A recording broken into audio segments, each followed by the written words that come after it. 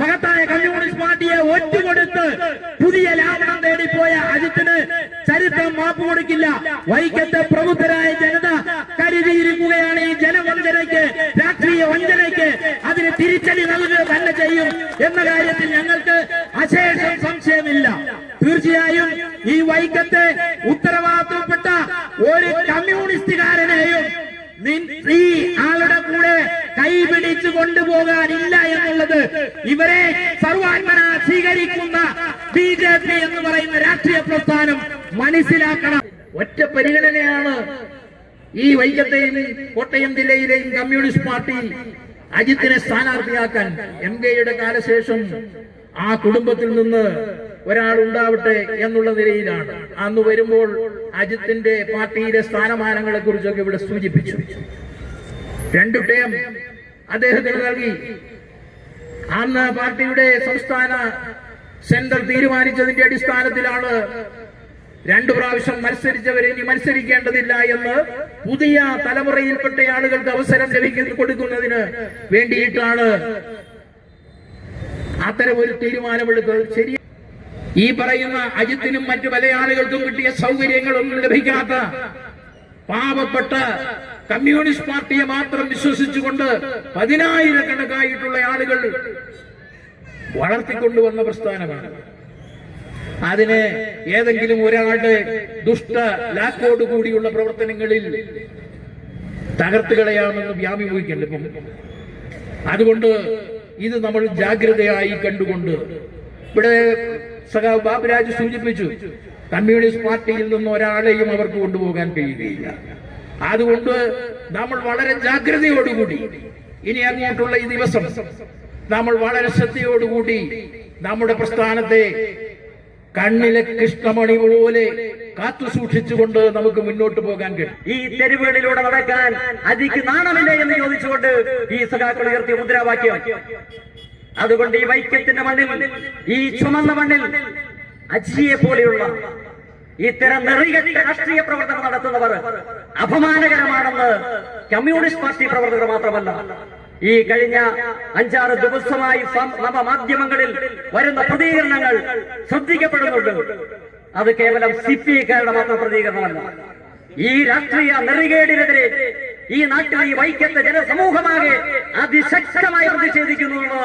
തീർച്ചയായും അത് വളരെ ഗൗരവമായി കാണുന്ന വിഷയമാണ്. എത്രയോ നല്ല മനുഷ്യനായിരുന്നു, ഉത്തമനായ കമ്മ്യൂണിസ്റ്റുകാരനായിരുന്നു, പൊതുപ്രവർത്തകനായിരുന്നു, ഒരുപാട് ത്യാഗം സഹിച്ചിട്ടുള്ളയാളായിരുന്നു സഖാവ് MK കേശവൻ. പക്ഷേ ഈ യവൻ കാണിച്ച ഈ തിരുമാലിത്തരത്തിന്റെ ഫലമായി ആളുകൾ എന്താ പറയാ? ആലോചിച്ച് നോക്കിയേ, എന്ത് ചെയ്യാൻ പറ്റും? എന്ത് ചെയ്യാൻ പറ്റും? ആലോചിച്ച് നോക്കാം. കമ്മ്യൂണിസ്റ്റ് പാർട്ടി ഇവിടെ പറഞ്ഞല്ലോ, ഇവിടെ പ്രസംഗിച്ചവരെല്ലാം വളരെ വിശദമായി കാര്യം ചൂണ്ടിക്കാണിച്ചു. എന്താ പ്രശ്നം? എന്താ ഈ അല്പൻ അർദ്ധരാത്രിയിൽ അർത്ഥം കിട്ടിയ കൊട പിടിക്കും എന്നൊരു പഴഞ്ചൊല്ലില്ലേ? അത് പിന്നെ ആ കൊട ചുരുക്കുക ചിലർക്ക് വലിയ വിഷമം. ചിലരങ്ങ് പിടിച്ച് ശീലിച്ചു പോകും.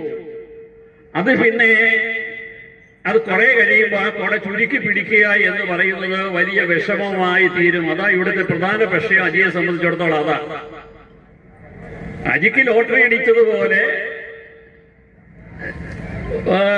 MLA ആകാൻ ചാൻസ് കിട്ടി. അതല്ലേ സത്യം? അതല്ലേ ഇവിടെ പറഞ്ഞല്ലോ. മഹത്തായ പാരമ്പര്യമുള്ള ഒരു പിതാവിനെ തള്ളിപ്പറഞ്ഞുകൊണ്ടാണ് മഹത്തായ തനിക്ക് ജന്മം നൽകിയ സ്വന്തം തന്തയെ തെരുവിൽ വിറ്റവനാണ് അജി എന്ന ഈ നാട് നാളെ വിളിച്ചു പറയും. ഈ തെരുവിലൂടെ ആ ചെറ്റ കടന്നു വരുമ്പോ ഈ നാട് പറയും, ചെറ്റ ഈ കടക്കകത്ത് കയറരുതെന്ന് ഈ നാട് വിളിച്ചു പറയും കെ അജിത്തിനെ. അത്രമാത്രം ചെറ്റത്തരമാണ് ഈ അജിത്ത് ഈ നാടിനോട് കാണിച്ചത്. ഈ നാടിനോട് അങ്ങനെയാണ് അയാൾ പ്രതികരിച്ചത്. ഈ നാട് അദ്ദേഹത്തെ എത്രയോ നല്ലതുപോലെ സ്വീകരിച്ചതാണ്. രാഷ്ട്രീയമായ അഭിപ്രായ വ്യത്യാസങ്ങൾ ഇവിടെ സൂചിപ്പിച്ചല്ലോ. ആശയപരമാണ് എങ്കിൽ അതാണല്ലേ ചൂണ്ടിക്കാണിക്കേണ്ടത്.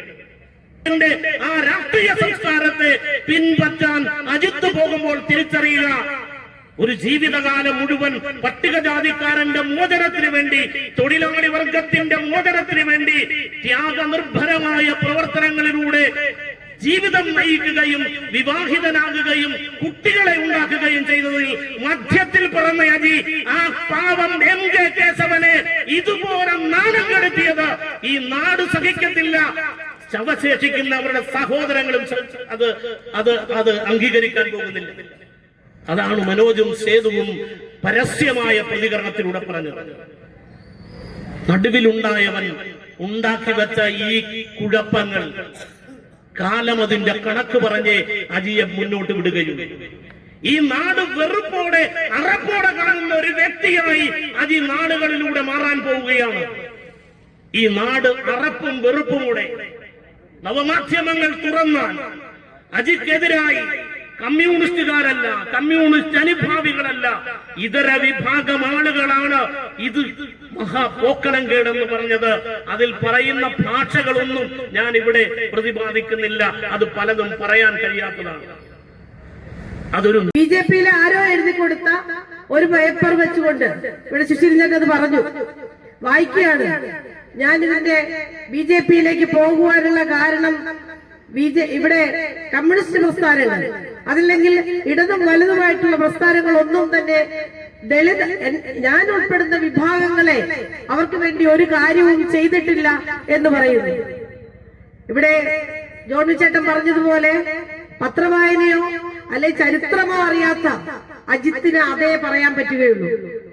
എങ്ങനെയാണ് ഇവിടുത്തെ പട്ടികവർഗ വിഭാഗങ്ങൾക്ക് ഇവിടെ അന്തസ്സോടെ ജീവിക്കുവാനുള്ള അവസരം ഉണ്ടായതെന്ന് കെ അജിത്ത് ഈ നാളിതുവരെ മനസ്സിലാക്കിയിട്ടില്ല എന്നാണ് അതിലൂടെ നമുക്ക് പറയാൻ പറ്റുന്നത്. കമ്മ്യൂണിസ്റ്റ് പാർട്ടി ലോകത്തിൽ തന്നെ ആദ്യമായി ബാലറ്റിലൂടെ ഈ കേരളത്തിൽ അധികാരത്തിലെത്തിയപ്പോൾ അതിലേറ്റവും പ്രധാനപ്പെട്ട ജന്മകുടിയാൻ വ്യവസ്ഥയുടെ അടിസ്ഥാനത്തിൽ ഭൂമി ഒരു വിഭാഗം മാത്രം കൈവശം വെക്കുകയും കുടിയാന്മാരായി ഈ അധസ്ഥിത പിന്നോക്ക പട്ടികജാതി വിഭാഗങ്ങളെല്ലാം തന്നെ കുടിയാന്മാരായി അവരുടെ മാടങ്ങളിൽ താമസിക്കുകയും ചെയ്യുന്ന ഒരു കാലഘട്ടം ചരിത്രം പഠിച്ചാൽ മാത്രമേ അതറിയാൻ പറ്റുകയുള്ളൂ. ആ കുടിലുകളിൽ നിന്ന് മരിച്ചവർക്ക് കുഴിച്ചിടാൻ 6 അടി മണ്ണില്ലാത്ത ഒരു കാലഘട്ടം.